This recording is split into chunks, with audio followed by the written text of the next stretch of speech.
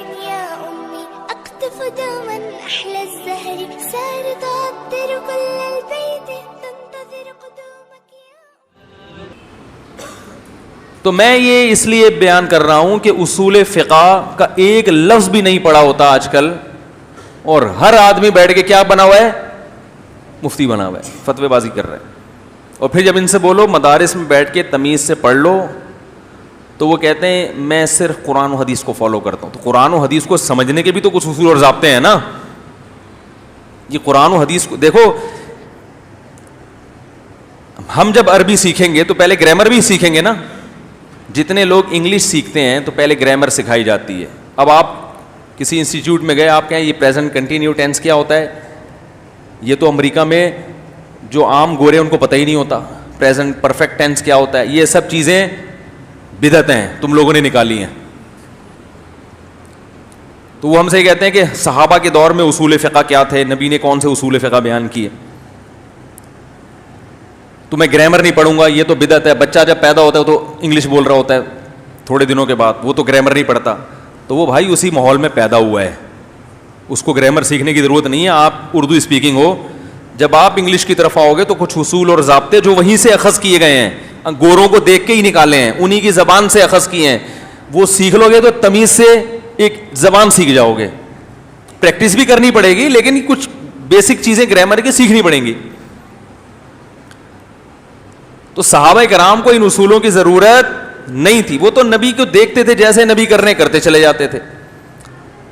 ہمیں ضرورت ہے اس لیے کہ قرآن کی آیت ایک طرف, حدیث دوسری طرف ہوتی ہے بسا اوقات, پھر دو حدیثوں میں ٹکراؤ ہو رہا ہوتا ہے, پھر حدیث میں صحابہ کے عمل میں ٹکراؤ ہو رہا ہوتا ہے بعض دفعہ, کیونکہ ہم سے تو روایتیں پہنچی ہیں نا, ہم اس زمانے کے تھوڑی ہیں.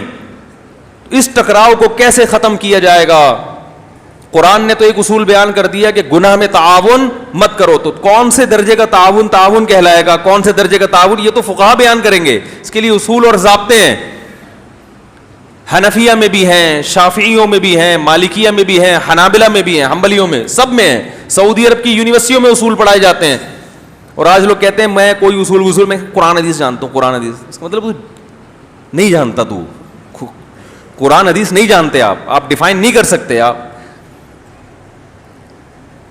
ایک صاحب آئے میرے سے بحث کرنے کے لیے کہ میں صرف قرآن و حدیث کو فالو کرتا ہوں, میں کسی چیز کو فالو نہیں کرتا. میں نے کہا بڑی خوشی ہوئی, ایسے لوگ تو ہمیں چاہیے جو صرف قرآن و حدیث کو فالو کرتے ہوں. تو میں نے کہا دیکھو, جب بھی کسی سے بات کی جاتی ہے پہلے کچھ اصول طے کیے جاتے ہیں, کچھ اصول طے کر لیتے ہیں, اس کے بعد ہم بات چیت کا آغاز کرتے ہیں. تو میں نے کہا کہ قرآن حدیث کو آپ فالو کرتے ہیں, پہلی بات اگر قرآن اور حدیث میں ٹکراؤ ہو جائے تو پھر کس کو فالو کریں گے آپ؟ اس نے کہا ایسا نہیں ہو سکتا کہ قرآن میں اور حدیث میں ٹکراؤ ہو. میں نے کہا ایسا نہ صرف یہ کہ ہو سکتا ہے بلکہ ہوا ہے. اگر آپ مجھے اجازت دیں تو میں نے کہا میں مثالیں دے دیتا ہوں. انہوں نے کہا نہیں مثال دینے کی ضرورت نہیں ہے, وہ تو پتہ تھا پھنس جائیں گے. کہہ رہے پھر ہم قرآن کو فالو کریں گے. بہت اچھی بات. میں نے کہا جی کاپی پینسل لا کے لکھ لیتے ہیں اس کو کہ بھئی یہ قرآن اور حدیث میں ٹکراؤ ہوگا تو یہ کس کو فالو کریں گے؟ بولو بھائی قرآن. بھائی لکھو بھائی, ابھی پہلے اصول تو طے ہو جائیں نا بات چیت کے. میں نے کہا اگر حدیثوں کا آپس میں ٹکراؤ ہو, ایک حدیث سے کچھ دوسری سے کچھ, تو کہہ رہے جو صحیح حدیث ہوگی. لیکن بھائی جب حدیثوں کا ٹکراؤ ہوگا, جو صحیح اور ضعیف جو ہے نا ان میں صحیح ہوگی اس کو فالو کریں گے. بہت نیک آدمی ہیں, چھوٹے موٹے نیک نہیں ہیں. امام انہیں کو تو پتہ ہی نہیں تھا کہ جب ٹکراؤ ہوگا تو ہم نے کس کو فالو کرنا ہے. ٹھیک ہے نا, امام شافعی کو بھی نہیں پتہ تھا, ان کو پتہ ہے کس کو فالو کرنا ہے. صحیح. میں نے کہا اگر صحیح حدیثوں کا آپس میں ٹکراؤ ہو پھر کہہ رہے ہیں آپ بحث شروع کریں, آپ یہ ٹوپی ڈرامے کیوں کر رہے ہیں؟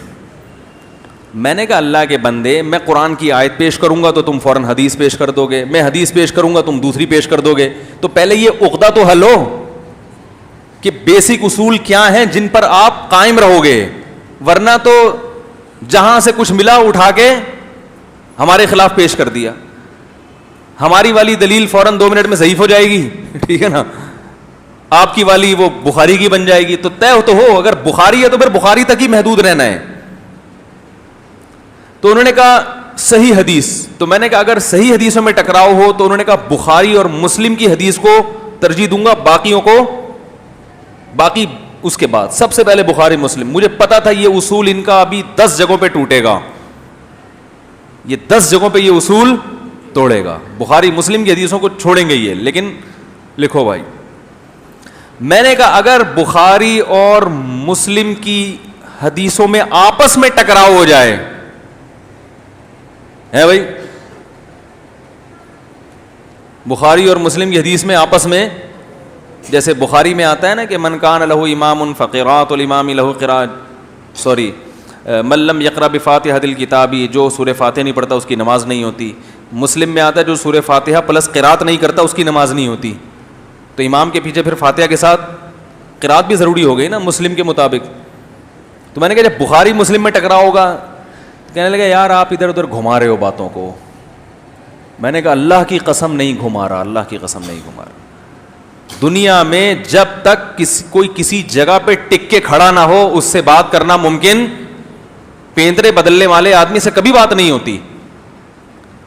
میں نے کہا چاروں ائمہ جو ہے نا, ابو حنیفہ, مالک, شافعی, احمد بن حنبل, ان کے اصول جب سے ان کا فقہ وجود میں آیا 1000 سال سے زیادہ ہو گیا, یہ اصول ریٹن فارم میں ملتے ہیں اور تمام پوری دنیا کی یونیورسٹیوں میں, مدارس میں پڑھائے جا رہے ہیں.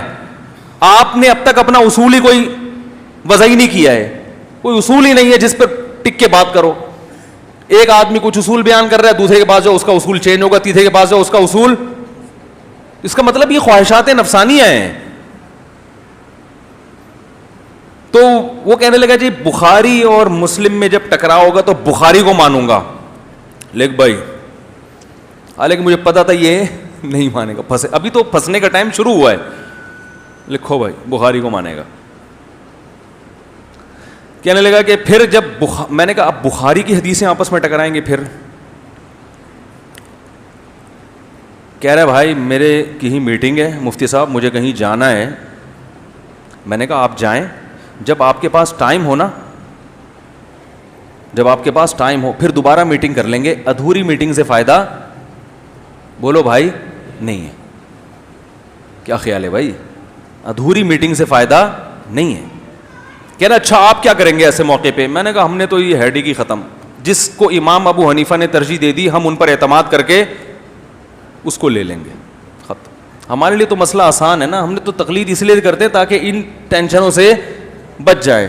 ہم کہتے ہیں ابو حنیفہ کو ساری دنیا مجتہد مانتی ہے, صحیح ہے نا, امام شافعی کو بھی مانتی ہے. تو ہم کہتے ہیں یار اس مسئلے میں کسی ایسے مجتہد کی تحقیق کو فالو کر لو جس کو ساری دنیا برحق مانتی ہے, اور اپنی صلاحیتوں کو ایسی چیزوں میں خرچ کرو جو جس میں امت کو فائدہ ہو.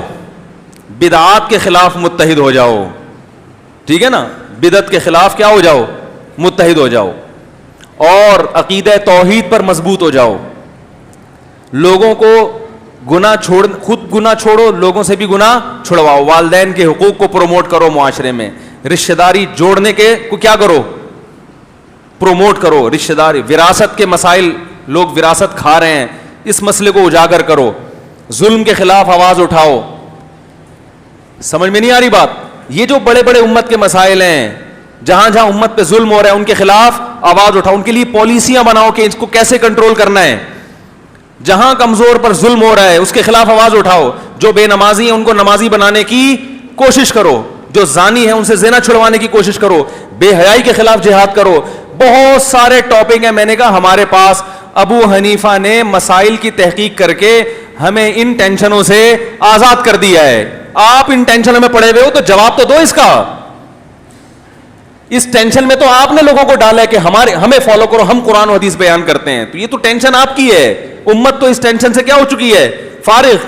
کتابوں میں ریٹن فارم میں مسائل آ چکے ہیں, ہم تو اسی کو فالو کرتے ہیں کہ بھئی قرآن و حدیث پہ جو ریسرچ ابو حنیفہ نے کی بر صغیر میں, چونکہ انہی کا فقہ رائج ہے, اس لیے ہم کہتے ہیں کہ بھئی اتحاد کس میں ہے کہ اسی کو فالو کر لو.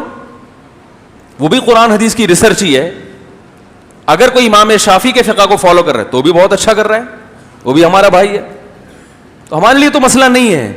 آپ نے نئے سرے سے ابھی ریسرچ کی بنیاد رکھی ہے کہ آپ قرآن و حدیث پہ اب ریسرچ کر کے قوم کو بتائیں گے کہ صحیح کیا ہے اور غلط کیا ہے. تو اس ریسرچ کے اصول کیا ہیں,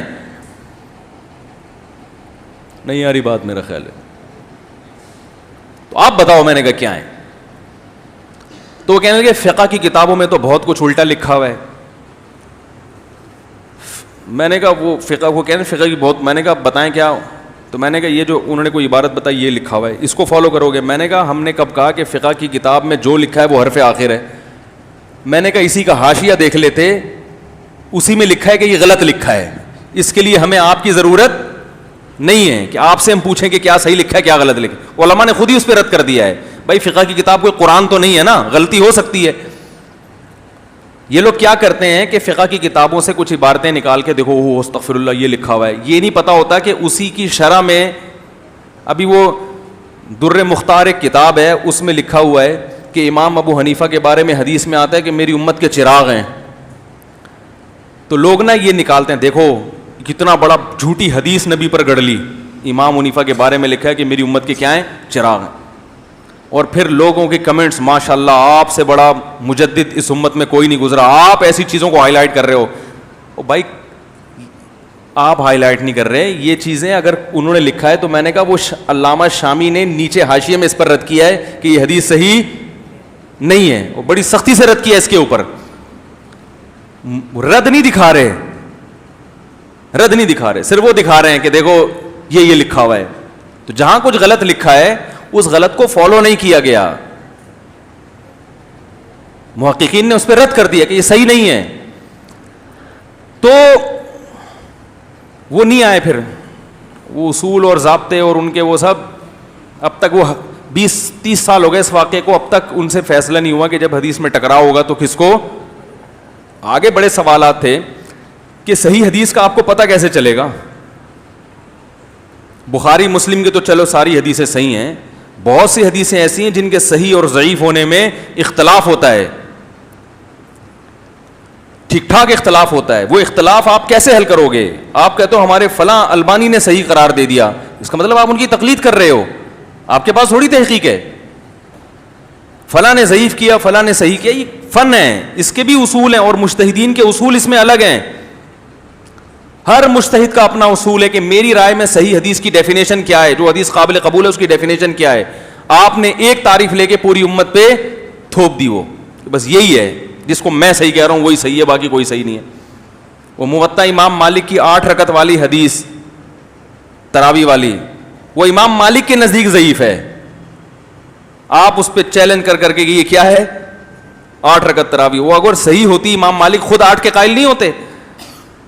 تو خیر یہ موضوع نہیں ہے. جو اصل بات میں عرض کرنا چاہ رہا ہوں کہ ایسی چیزوں میں امت کو دھکیل دیا گیا ہے جہاں ان کی صلاحیتیں برباد ہو رہی ہیں. دنیا میں حالات کیا ہیں اور دھکیلا جا رہا ہے ایک ایسی چیزوں کی طرف جس کا کچھ فائدہ سوائے لڑائیوں کے, جھگڑوں کے, پھڈوں کے کچھ بھی حاصل نہیں ہونے والا.